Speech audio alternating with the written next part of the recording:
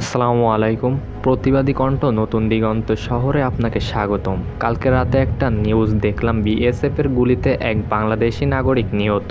এটা নিয়ে খুব কমই নিউজ করা হয়েছে। এর কারণ আমি সবাই জানে, তারপরও একটু পরে আমি বলতেছি। আমি যখন চ্যানেল 24-এ এই নিউজ দেখলাম, এটার বিস্তারিত জানতে আরেকটু ঘেটাঘেটি করে কিন্তু কোনো পরিপূর্ণ ভিডিও খুঁজে পাইনি। এরপর কয়েকটি তথ্য হাতে পেয়েছি। কালকে বিএসএফ কোনো কারণ ছাড়াই লালমনিরহাট হাতীবান্ধা গ্রামে ঢুকে একজন অসহায় নাগরিককে মেরে আবার ভারতীয় সীমান্তে ঢুকে পড়ে।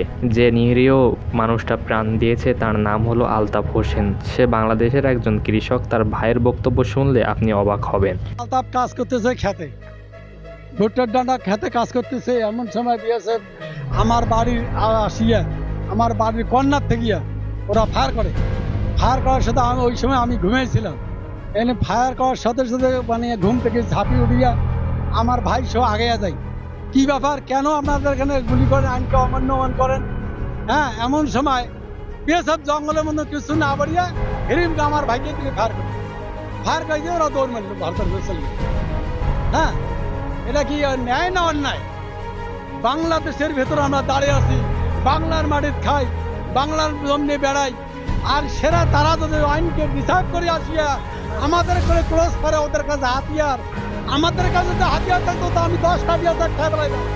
বিএসএফ কোনো কারণ ছাড়াই বাড়ির আঙিনায় এসে অহেতুক গুলি চালায়। এটা আবার শোনার জন্য তার ভাইয়ের উপর গুলি চালিয়ে ভারত সীমান্তে চলে যায়। বাংলাদেশের সীমান্তে ঢুকে বিএসএফের হত্যাকাণ্ড অনেক পুরনো। তাই আগে আসুন আমরা আগের যে জরিপগুলো আছে সেগুলো দেখি। 1996 থেকে 2000 সাল পর্যন্ত 80+ বাংলাদেশি বেসামরিক নাগরিক নিহত হয় বিএসএফের কাছে।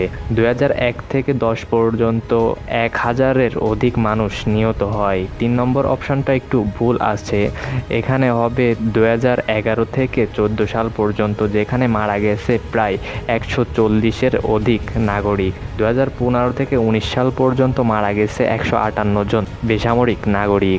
আর 2018 থেকে 23 সাল পর্যন্ত প্রাণ হারিয়েছে প্রায় 200-র অধিক নাগরিক। এটা একটু ক্যালকুলেশন করে দেখলে দেখতে পারবেন যে 1996 থেকে 2023 সাল পর্যন্ত ও 24 সালে যারা মারা গেছে তাদের হিসাব করলে প্রতি বছরে প্রায় 60-এর অধিক মানুষ মারা যাচ্ছে। এটা একটা আশ্চর্যের বিষয় না? একটু ঠান্ডা মাথায় ভেবে দেখুন তো, কিছু কি ধরতে পারলেন? আমি বলতেছি কি, এমন কোনো দেশের মধ্যে ঝামেলা দেখেছেন কি যে 27 বছরের অধিক সময় ধরে চলতেছে এবং প্রতি বছরে যে কোনো একটি দেশের 60-এর অধিক মানুষ মারা যাচ্ছে? ভারত তো বাংলাদেশের বন্ধু, এ কেমন বন্ধুত্বের পরিচয়? ভারতের আশেপাশে যে দেশগুলো রয়েছে তাদের সাথে তো দা কুমড়ার সম্পর্ক, তাহলে সেখানে আমাদের এর থেকেও বেশি হত্যাকাণ্ড ঘটার ঘটনা থাকা দরকার নাকি? কিন্তু সেখানে উল্টে ভারতের বিএসএফ তাদের কাছে মার খায়। এই জন্য এর প্রতিশোধ হিসেবে মুভি তৈরি করে দেখায় বিএসএফের কাছে চীন পাকিস্তানের সীমান্ত রক্ষীরা মার খাচ্ছে। ভারতের জনগণকে সরকার বুঝতে দেয় না ভারতের দুর্বলতা, কিন্তু শাক দিয়ে কি আর মাছ ঢাকা যায়? এটা আপনিও জানেন। বাংলাদেশের মানুষ বিএসএফের কাছে মার খাওয়ার অন্যতম কারণ হলো দেশ এখন ভারতের কাছে জিম্মি হয়ে আছে। আপনার ঘরের চাবি যদি পরের কাছে থাকে তাহলে কি ঘরের নিরাপত্তা থাকে না? আগে আমাদের এই ঘরের চাবি পরের কাছ থেকে উদ্ধার করতে হবে, বাংলাদেশ থেকে ভারতকে হটাতে হবে, আর এটা খুব দ্রুতই হবে ইনশাল্লাহ। তার কারণ হলো মোদি এখন দুটি ছাড়া না জানি কখন হারিয়ে ফেলে তার ক্ষমতার বেড়া।